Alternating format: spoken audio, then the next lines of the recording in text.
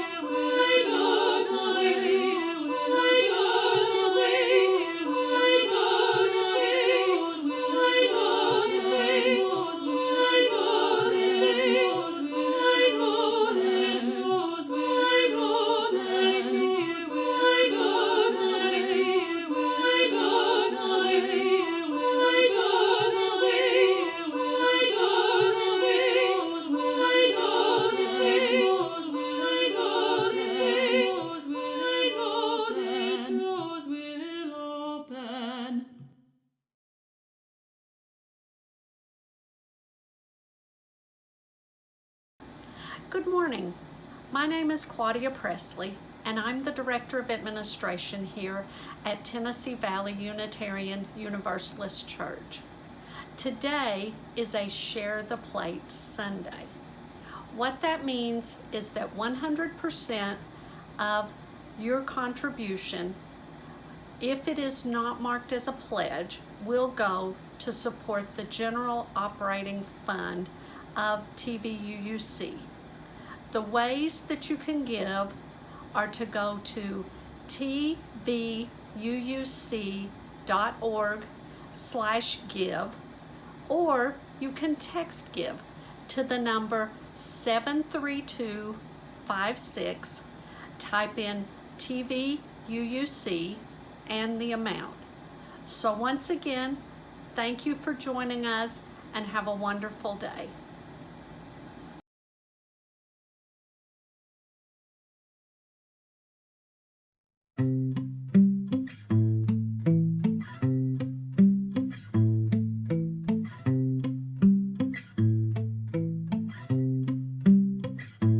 I just took a T-blood test, turns out I'm 100% a man. Even though you said I can't be, yeah, I got system problems, that's a trans in me. Ching ching, that's the cost of my surgery. Could've had your support, just a little, but you cut me off, and that's a riddle. You're supposed to love me now, like you did way back, and that's I found, and I choose not to react.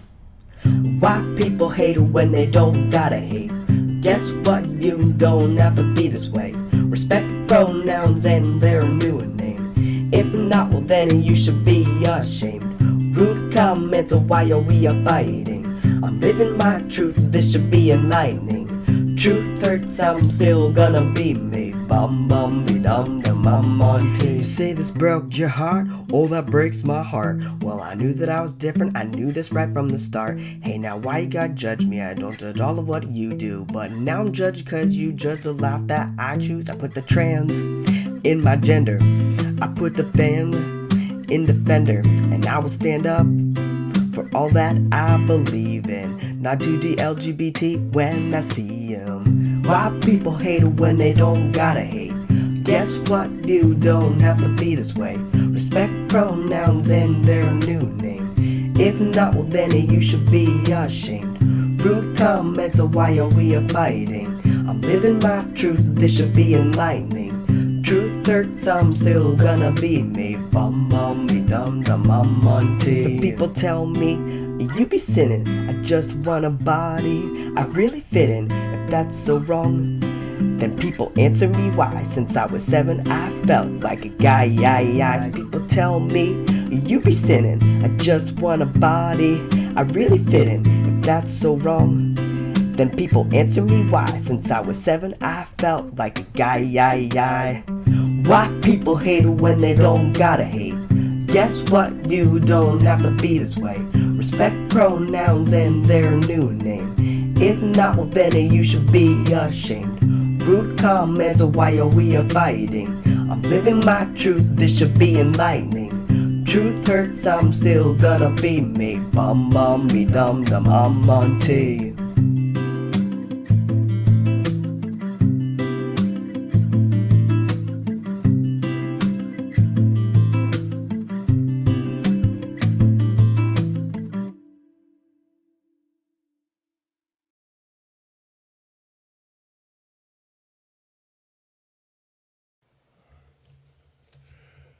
Today's preacher is well known to most of us who have been around for a while. But if you're a newcomer to this congregation, you would not have known Juniper when she was an undergraduate student. You would not have seen Juniper enter and recently complete studies at Meadville Lombard Theological School. You would not have been aware of her internship at our neighboring congregation in Oak Ridge, the Oak Ridge Unitarian Universalist Church, with the Reverend Jake Morrill and the Reverend Tandy Scheffler. And even if you've known Juniper for a while, you may not realize that Juniper continues to change and grow. A good example for all of us, the person we knew on the church staff as Juniper Stinnett has now decided a better name is Juniper Meadows. So, whether we have known her a long time or just recently, we welcome to the Tennessee Valley Unitarian Universalist Church pulpit, Juniper Meadows.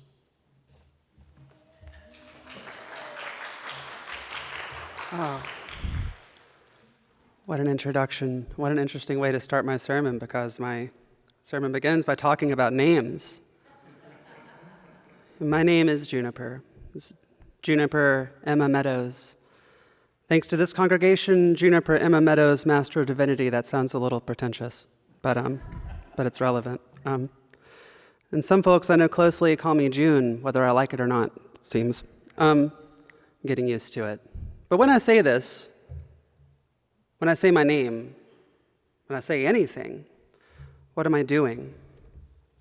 Like in the Rilke poem that Jametta read to us earlier, God speaks to us as they make us. I love this poem because it reflects a vision of God that I can fall into those big shadows.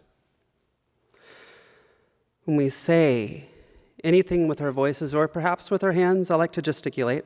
I just learned how to say trans in sign language. It's beautiful. When we say anything, however we say it, we become sculptors of sound or reflecting light with our musculature, our mouths, air. We become sculptors of meaning in our attempts to deliver some kind of meaning. We do this all the time and have been doing it for thousands and thousands of years. Language is a very old tool, we know this. But what do we do when we name ourselves? I believe this is a slightly different phenomenon. When I say my name, what am I doing? This is what I believe when I say my name, any articulation of my name. When we name ourselves, we are at once creating, transmitting, declaring meaning while also being self-referential. This is what this body means. This is where this voice comes from. When we name ourselves, we become not only sculptors of sound or light in our transmissions of meaning, but poets of identity, folding these intricacies of experience like a sheet of infinity wrapped to look like you or you or you or me. As for me in the art of naming, I came into Unitarian Universalism with apparently two different names, with a different name in particular, though, that I left at the door soon after coming in. So much was I loved when I got here, so safe I felt. The name I left behind, it's a name that was given to me, kind of like when you receive an ugly Christmas sweater that just doesn't fit, no matter how much you try or how people beg you squeeze into it. I haven't worn it in like a decade. And sometimes it still feels like when I go to visit my folks that I can see, I imagine this grief in their eyes, this sadness that I'm not who they thought I might be or who they had hoped even. And after several years of trying to get closer to my folks, I've learned that for many people in my family, this grief was not born from some hatred, but from a concern that I might get hurt, that I might get lost. But it just doesn't fit, and I was already lost. I wasn't at home in the identity I had been given, not in the legal roller coaster and social ride of assigned gender when you are just stamped as a certain thing and told that this is your story, but that wasn't my story. I think a lot of us find ourselves, especially in Unitarian Universalism, bucking up against the stories that we're told we're supposed to be living. It's the fear, though, that accompanies so many people in my family that bewilders me because, a transition is not a space for cis grief. It is a space for trans joy. And why is it so often like this? It's a time of joy. It's a time of real joy, the kind of joy that invites the kind of love that creates, that animates, that leads us in the journey towards realness. Our name, our identity, our real identity, even as it's changing, our authentic real self, the you that is there, the me that is here, it is not simply a thing that is done to us, not really just a gift that's given or merely bestowed. It's not something that we simply do to ourselves, plucked out of thin air. This isn't a one-way street. It's not a street or a line. It's an exchange of questions born by souls who find themselves in a big dark room, a house of mysteries, lit only by a little candlelight. We see each other, blurred in the shadows, kind of like I imagine Paul in the myth of Paul wrestling the shadows on the road to Damascus might have seen God.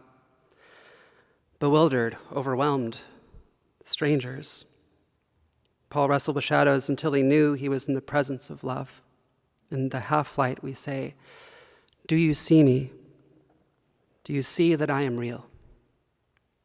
And in love we say, as you have said to me when I felt so lost, it doesn't seems like a lifetime ago.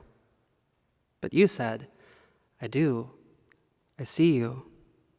I see you. I see that faint shimmer of who and what you essentially are. Don't let yourself lose me."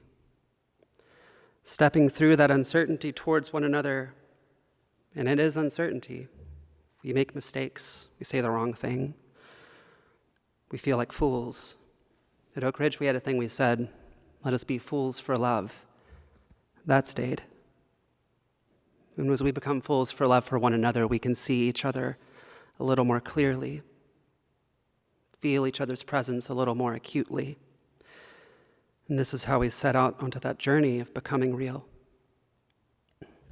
There's a story I like a lot. I reconnected with it during CPEs when I was a hospital chaplain in COVID-19. But this story gave me some ground and helped me to contextualize a lot of stuff. The Velveteen Rabbit, of all things. There's some theological meat in the Velveteen Rabbit. Personal sacred text. Real isn't, so the rabbit, some context, the rabbit is a Christmas present to a young boy. He's surrounded by all these toys, novel toys with little whining gizmos, just all kinds of toys. And there's this really old toy in the nursery room, all these toys animated by nursery room magic, and the skin horse is the oldest toy of them all and very wise, and the rabbit asks the skin horse one day, what is real? What does it mean to be real? And the skin horse says, is it mean having wind-up gears and stuff inside of you, or does it mean a particular kind of thing? The skin horse says, real isn't how you are made. It's a thing that happens to you. When you are loved, really, really loved, and I'm paraphrasing, not just played with, not just toyed with, but really loved, then we become real. Real here, to me at least, being a code word for authenticity. We playthings of nature, brought to life, these bodies built to move in the nursery room magic of evolution. Does it hurt? Asked the rabbit. Sometimes. But when you are real, you don't mind getting hurt. Sometimes I don't feel it real yet, not fully authentic. I don't want to get hurt, but I'm on my way, as are we all. Is it a thing that happens to you all at once? No. It happens to you bit by bit over time, not all at once. And the process of becoming real can hurt. Get our hair loved off, our eyes fall out, the paint wears off, and maybe we become quite shabby, but when you're real, you can't be ugly, except to people who don't understand. My claiming my authenticity in pretty much all of its facets, my calling towards ministry, my gender transition, my changing my name again. I'll do it again. I won't. I like where I'm at. It's all gotten me into quite a bit of trouble. Left me with more than a few sore spots, hurts. Change can ache. For those of you, which I imagine is pretty much all of us, who are also on the journey of living authentically, I sure hope that's you. You might know what that feels like in some way. You might know that it's not a matter of probability. It's not just a matter of if we might struggle, if we might get hurt. We know by experience that it just happens. We just get hurt sometimes. This isn't an attempt to fetishize or justify some of the grave injustices we might face, no. But we just know by experience that it's true. Life is a great teacher. I think it's okay to say this.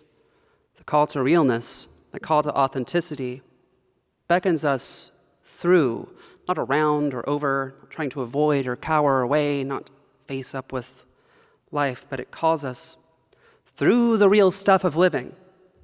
The power of authenticity, this realness I'm trying to talk about, entails embracing our vulnerability, this uncertainty, this risk, this emotional exposure, the possibility of being hurt sometimes, yeah, but also, and more importantly, the possibility of being really, really, really loved. The rabbit sighed. He thought it would be a long time before this magic called real happened to him. He longed to become real, to know what it felt like. And yet the idea of growing shabby and losing his eyes and whiskers was rather sad. He wished that he could become without these uncomfortable things happening to him. Me too. Me too.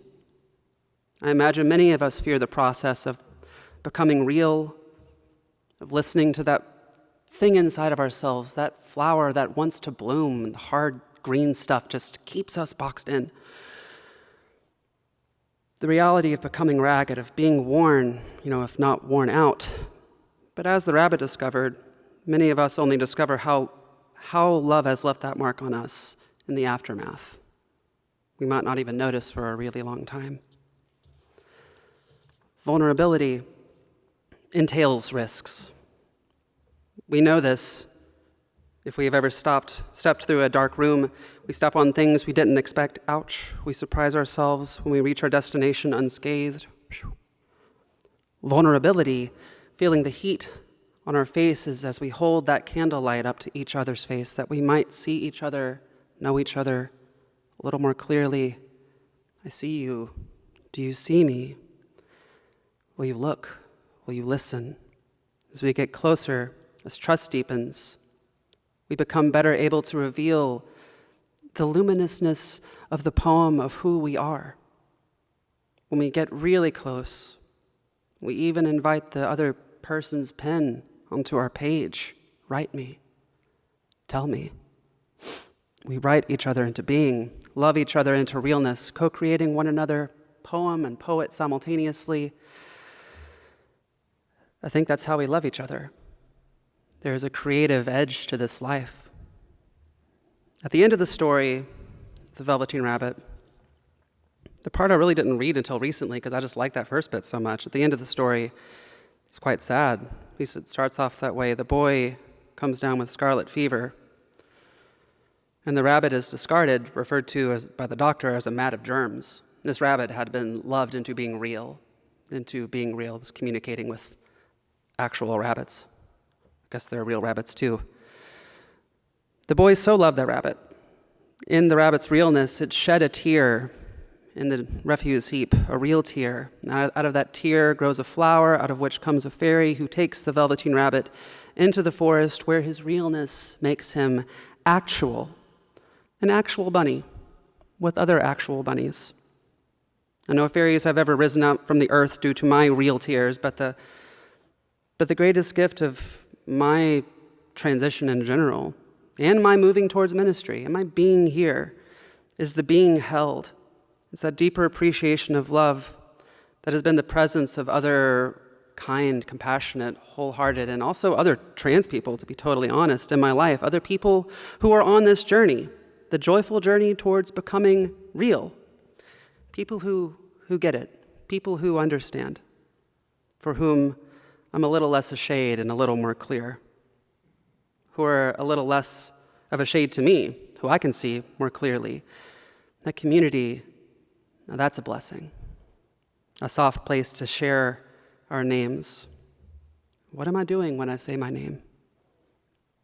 I'm participating in the poem, adding to the novelty, inviting others to notice, to witness, not in a desperate or needy way, validate me. It's not like that. We're not begging. It's an invitation to that transformative vulnerability that opens a window so that love can get inside us and can get out of us. And this is the prayer of my heart as this Pride Month comes to a close, that we might come to see authenticity, this realness, as integrity, as a way of life, not just a feeling. That's right.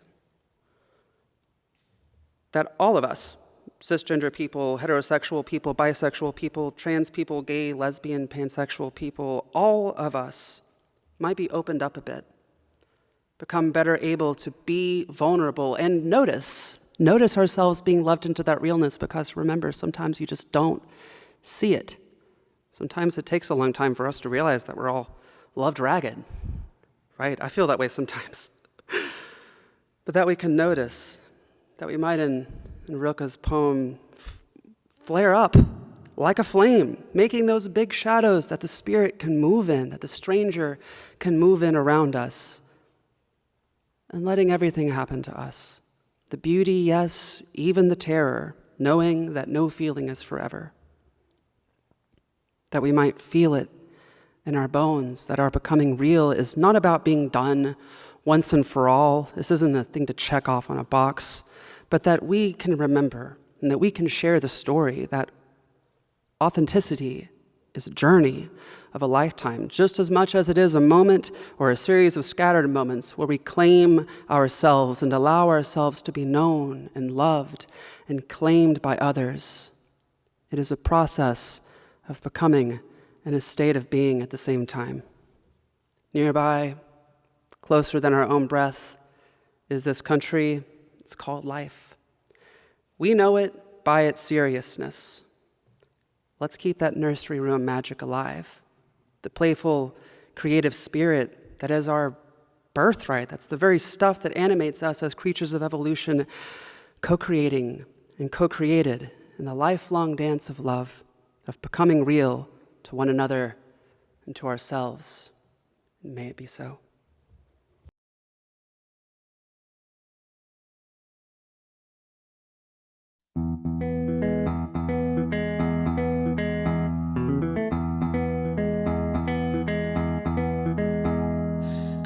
Always been this way. I wasn't born a renegade.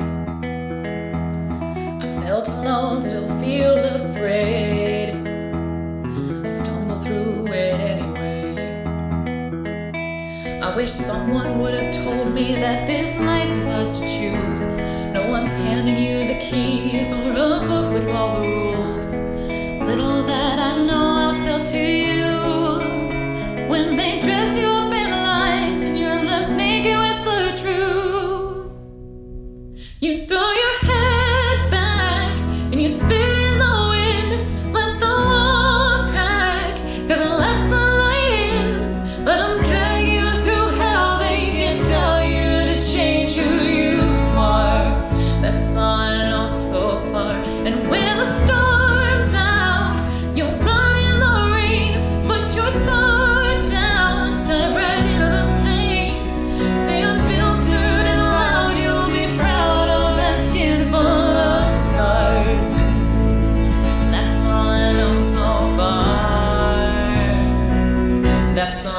so far. You might give yourself away and pay the price for each mistake.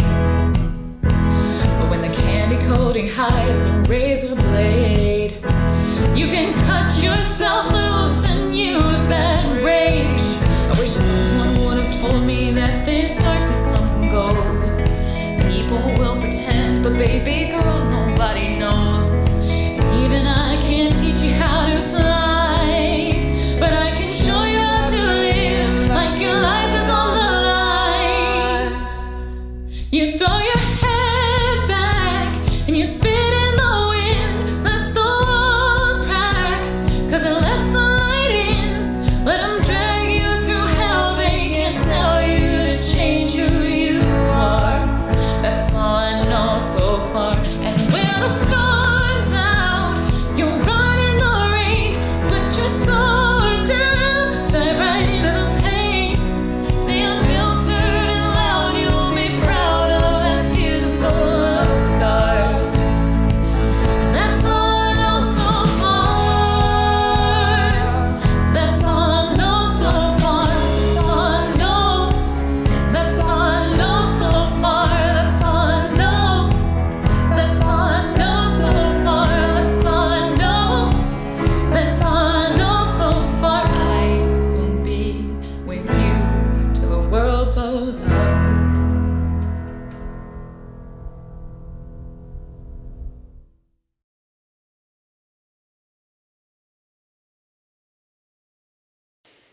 And now may we go forth in the certainty of faith, in the knowledge of love, and in the vision of hope, and in our going, may we be blessed with all good things on this day and forevermore. Amen.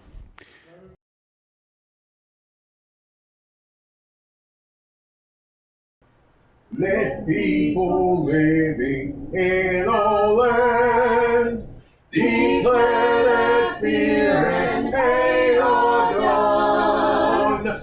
Rise above differences and stand in love and understanding one.